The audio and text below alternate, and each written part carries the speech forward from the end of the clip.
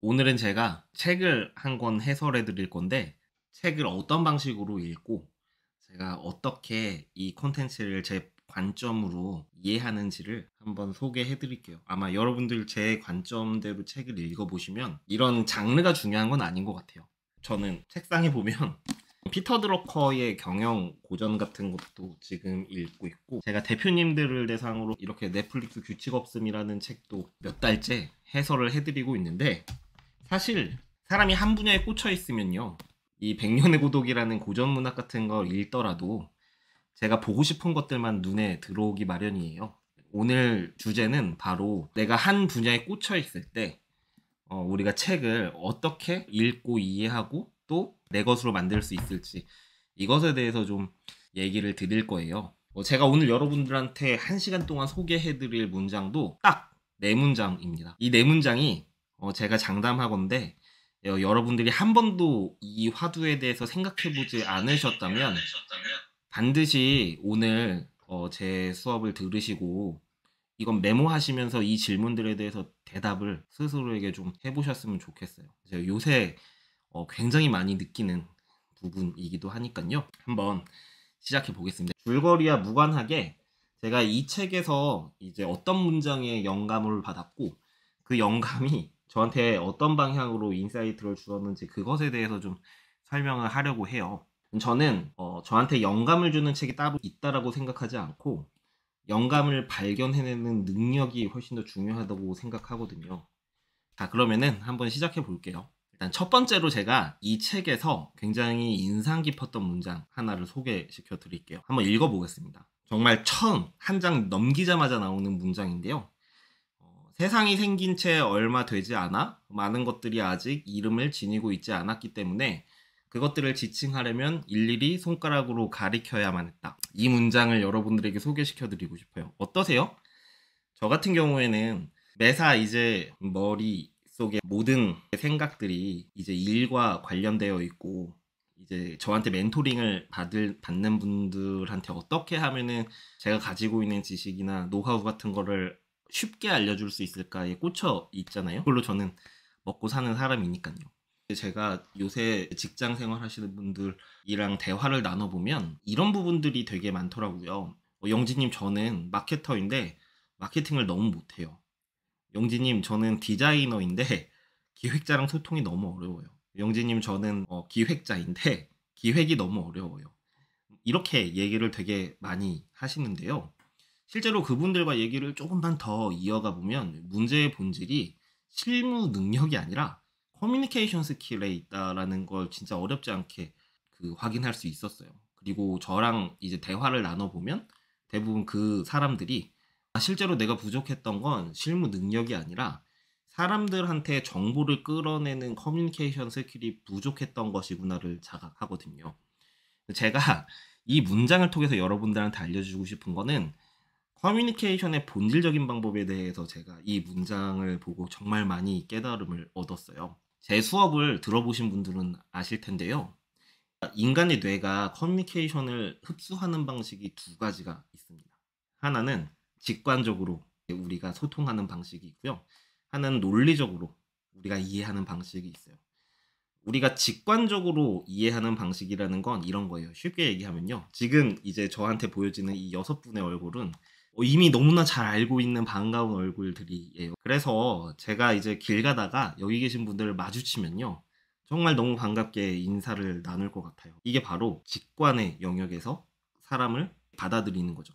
머릿속에 연산 과정이 필요하거나 막 시간이 필요하지 않잖아요. 반면에 제가 여러분들의 얼굴을 그려야 되거나 여러분들이 어떻게 생겼는지를 글로 묘사해 보려고 하면요, 이건 굉장히 어렵고 훈련이 필요한 일일 것 같아요. 커뮤니케이션의 경우는 그래서 크게 시각언어로 그냥 직관적으로 보여지는, 직관적으로 파악해야 되는 그런 커뮤니케이션 방식이 있고, 논리적으로 찬찬히 순서와 절차를 가지고 사람을 설득해야 되는 방식이 이 두 가지가 있어요. 근데 요즘 보면 사람들이 커뮤니케이션 할 때 굉장히 논리정연하게, 뭔가 논리적으로 고급스러운 어휘들을 사용해서 막 디자인을 보고 이 디자인은 너무 촌스러워요, 너무 구려요, 이런 식의 소통이 아니라 이 디자인은 내가 처음에 봤을 때 어떤 활동을 해야 되는지 직관적으로 이해하기가 어려워요, 이런 식으로 수사가 굉장히 고급스러워지고 표현할 때.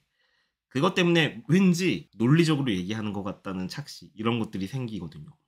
근데 실제로 보면 디자인이 구려요라고 얘기하는 것과 이 디자인이 내가 봤을 땐 한눈에 어떤 디자인인지 잘 알아보기가 힘들다라고 얘기하는 건 맥락상 같아요. 왜냐하면 어떤 정보도 디자인을 한 사람에게 전달하지 않잖아요. 그냥 감정만 전해지죠. 아, 내 디자인이 구린가 보다. 이런 식으로요. 그러니까 핵심은 뭐냐면요. 우리가 논리적으로 사람을 설득할 때 자주 사용하는 수사 같은 것들을 가지고 와서 쓴다고 하더라도 그 문맥에 논리가 생기는 건 아니거든요. 그냥 표현이 고급스러워지는 거예요. 근데 사람들이 생각보다 직접 찾아서 보여주거나 가리키는 형태로 커뮤니케이션을 하지 않아요. 직관의 영역에서 사람들을 설득시키고 이해시키는 게 훨씬 더 쉽고 빠른 커뮤니케이션 의사결정일 때조차도 이것을 굳이 한번 머리로 돌아서 논리적으로 그걸 설명해내려고 노력하시는 분들이 진짜 많은 거예요. 이것 때문에 실제 실무를 할 때 어떤 문제들이 많이 야기되냐면 이런 거예요. 가장 대표적인 케이스를 한번 꼽아볼게요. 기획자는 대표적으로 논리적 커뮤니케이션으로 사람들을 설득하는 직업군의 하나고요. 디자이너는 시각 언어로 직관적으로 사람들을 설득시켜야 되는 직업 중에 하나잖아요. 기획자가 디자이너가 디자인한 걸 보고 내가 원하는 색깔이 아니야. 내가 원하는 색깔은 채도가 좀 낮은 색깔이었으면 좋겠는데 이 김영진이라고 하는 디자이너가 해온 디자인은 색깔이 자기가 보기에 너무 쨍한 거예요.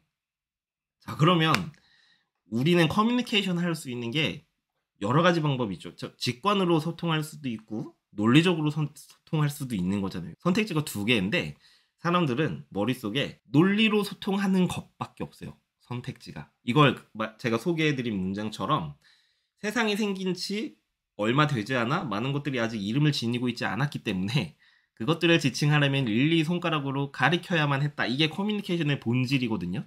우리가 사과라는 어떤 명사가 있기 전에는 사과를 설명할 때 우리가 그 사과를 가르치거나 그 대상이 어떻게 생겼는지, 어떤 색깔인지, 먹으면 무슨 맛인지 이런 것들을 논리적으로 묘사하면서 그 대상을 설명했잖아요. 그러다 보니까 사람들이 가르칠 때보다 훨씬 더 설득력이 떨어지는 거예요. 어떤 사람은 사과를 배로 이해하기도 하고 자두로 이해하기도 할 테니까요. 그러다 보니까 우리 그런 것들을 가르치는 건 명사로 이제 사과라고 정합시다. 이렇게 된 거잖아요. 소통 방식이. 마찬가지 방금 전에 그 예시로 다시 돌아와서 좀 설명을 이어가 보자면 기획자가 자기가 원하는 색깔이 있으면 그냥 그걸 가리키면 되는 거였어요. 혹은 내가 그것을 찾아서 보여주던가. 어렵지 않잖아요. 그쵸? 근데 굳이 이거 채도를 10% 정도만 낮춰주세요 라고 하는 거예요. 근데 정말 재밌는 게 뭐냐면요. 채도를 10% 낮춰주세요 라고 커뮤니케이션 하면 말하는 사람은 그게 어느 정도인지 못 알아듣고 디자이너만 그게 무슨 소리인지 알아들어. 이해되세요? 디자인을 해본 사람은 이 값에서 10% 낮은 빨간색이 무슨 색깔인지를 알고 있는데 말하는 기획자는 그게 어느 정도인지를 모르고 얘기하는 경우가 진짜 많아요. 이 사람이 얘기하고 싶은 건 그냥 이런 거예요. 색깔이 너무 쨍해요. 조금만 색깔이 연해졌으면 좋겠어요. 인 건데 이걸 굳이 논리적으로 설명해야 된다라는 강박 때문에 단어만 배워서 논리도 없는데 논리적인 것처럼 얘기하는 거죠. 그러다 보면 무슨 일이 생겨요. 결국 디자이너의 작업물이 최종, 진짜 최종 2 이런 식으로 그쵸? 채도가 막 1%, 2%, 3%, 10%, 20% 이렇게 계속 그쵸? 마음에 드는 색깔이 나올 때까지 핑퐁 되잖아요. 이게 얼마나 비효율적이에요. 우리는 논리적으로 커뮤니케이션 할 때도 중요하지만 직관적으로 커뮤니케이션 하는 방식도 잊으면 안 되는 것 같아요. 그냥 보여주는 거예요. 그러니까 이 직관적으로 커뮤니케이션 하는 방식이 사실 현실에서는 훨씬 더 강력하게 작동할 때가 많거든요. 특히나 인간관계에서. 우리가 리더십에 대해서 이해할 때도 보면요. 솔선수범만큼 강력한 리더십 장치가 없거든요. 여러분들 한번 잘 생각해 보세요. 자기가 맨날 지각하면서 사람을 일찍 출근하게 만들 수 있을까요? 자기가 일을 대충대충 하면서 사람을 일을 열심히 하게 만들 수 있을까요? 절대 안 그래요. 그쵸? 왜냐하면 보여주는 걸로 사람들이 일단 그걸 따라오게 만들어야 되잖아요. 한번 이렇게 생각해 보세요. 여러분들이 회사를 다니는데요. 정말 저는 제가 만나는 모든 대표님들이 거의 대부분이 이런 생각을 가지고 계세요. 직원들한테 번 돈의 일부라도 한 번이라도 더 돌려주려고 고민을 엄청 많이 하고 계시거든요. 제가 만나고 있는 대표님들, 저의 클라이언트들은 대부분 인색한 생각을 가지고 있지 않아요. 오히려 뭐가 고민이냐면 사람들이 열심히 일하는데 성과가 나지 않았어.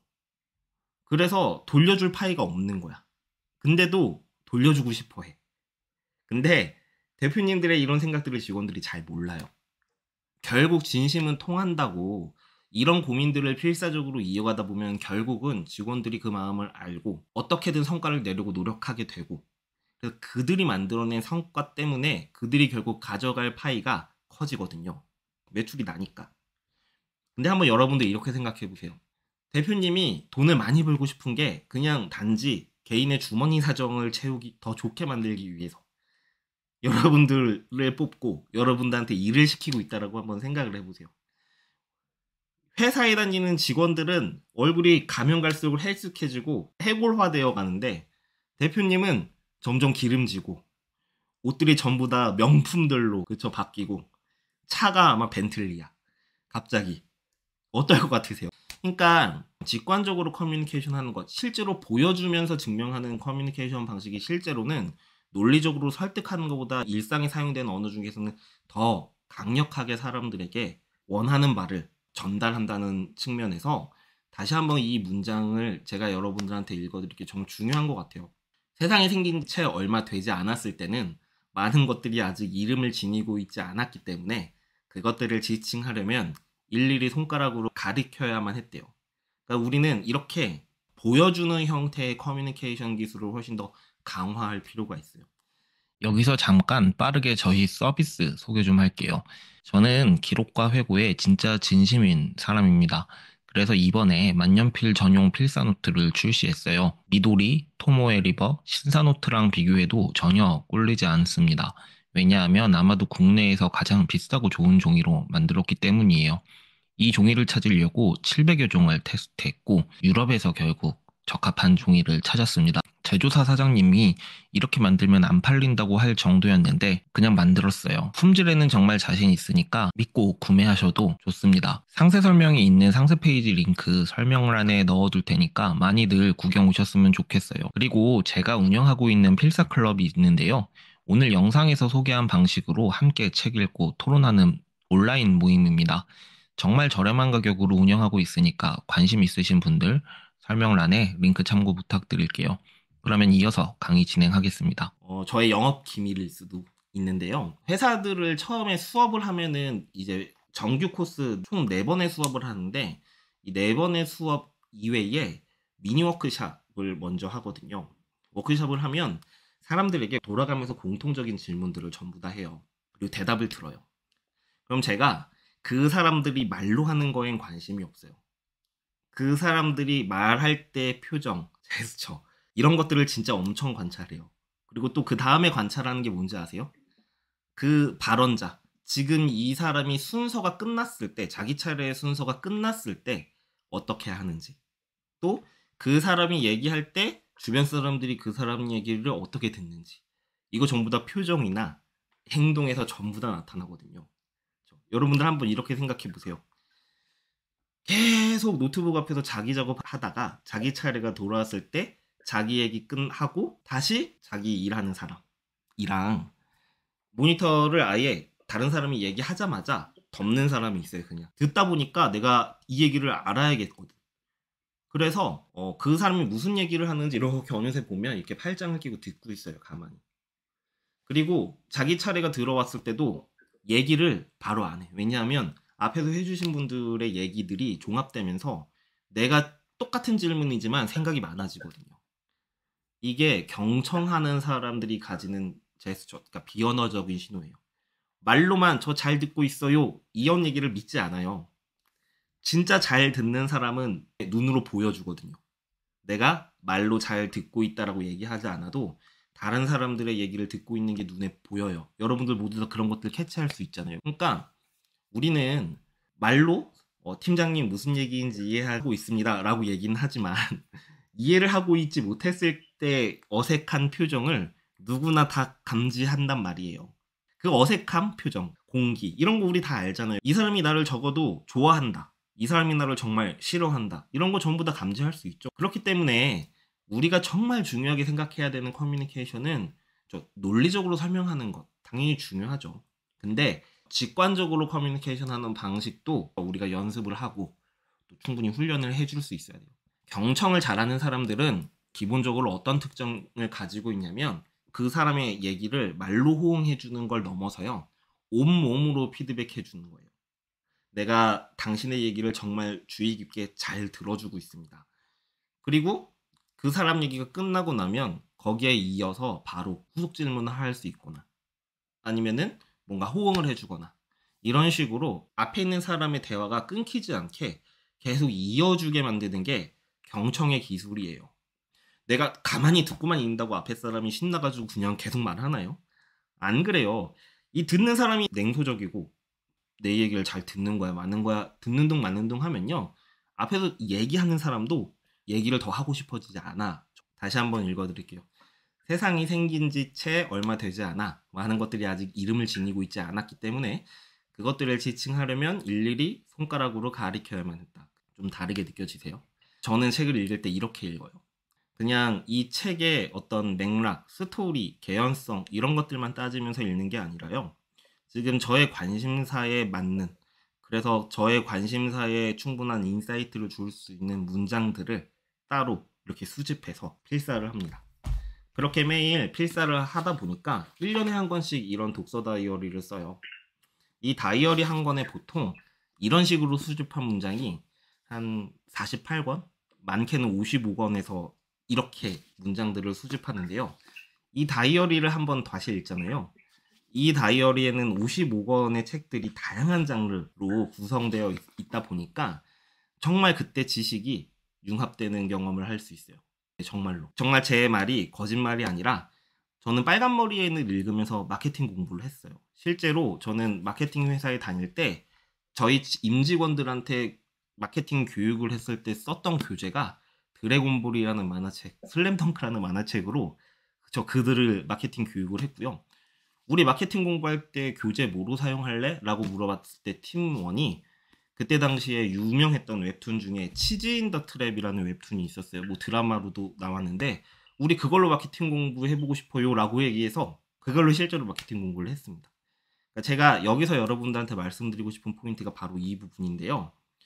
우리가 어떤 지식, 나의 전문 분야, 전문성을 키우기 위해서 많은 사람들이 선택하는 공부 방식이 뭐냐면 마케팅 공부는 마케팅 관련 도서, 마케팅이 주제인 도서, 기획 공부는 기획이 주제인 도서, 주식이면 주식이 주제인 도서 이런 것들을 선택해서 공부를 하잖아요. 근데 저는 조금 방식을 바꿔봤으면 좋겠다라는 생각이에요. 뭐냐면요. 어떤 책을 읽더라도 내가 관심사가 마케팅이라면요. 그 책 안에서 마케팅 관점을 뽑아낼 수 있어요, 사람은. 그리고 그렇게 내가 의지를 가지고 뽑아낸 지식은 마케팅 전공 서적 300페이지를 읽고 300페이지의 문장들을 다 봐도 마케팅과 관련 없는 책을 읽으면서 뽑아낸 그 한 문장으로 얻을 수 있는 인사이트와 깨달음이 그 300페이지, 350페이지, 400페이지의 마케팅 전문 서적보다 훨씬 더 큰 깨달음을 줄 때가 많거든요. 지금처럼요. 다시 한번 말씀드리지만 이 경험은 여러분들이 꼭 같이 해보셨으면 좋겠어요. 왜냐하면요. 내가 어떤 문장을 만나서 그 문장이 내게 됐다라는 걸 확실하게 느끼려면요. 지금 제가 여러분들에게 설명하듯이요. 내가 이해한 게 무엇인지를 설명하실 수 있어야 돼요. 그래야 그게 내가 이해가 된 거고 지금 내가 이것을 실천하고 있다라는 증거거든요. 내가 커뮤니케이션 기술에 대한 전문 서적을 봤는데도 이런 깨달음이 스스로한테 없고 그냥 휘발되면 그 책을 읽어도 저는 커뮤니케이션에 대한 그 어떤 변화도 없고 그 어떤 실행도 못하고 그냥 이런 지식이 있구나 하고 넘겼을 거예요. 그렇기 때문에 여러분들에게 꼭 말씀드리고 싶어요. 내가 뭔가 배우고 싶다. 내가 뭔가 지식을 얻고 싶다면요. 책을 읽는 것도 능동적으로 읽는 방법이 있고 그냥 흐르듯이 수동적으로 읽는 방법이 있어요. 이게 확실히 내 지식으로 만든다, 내 걸로 만든다라고 의지를 가지고 읽는 독서랑 그냥 완독이 목표인 독서는 당연히 성과가 다를 수밖에 없죠. 꼭 여러분들도 그런 방식으로 읽어보셨으면 좋겠습니다.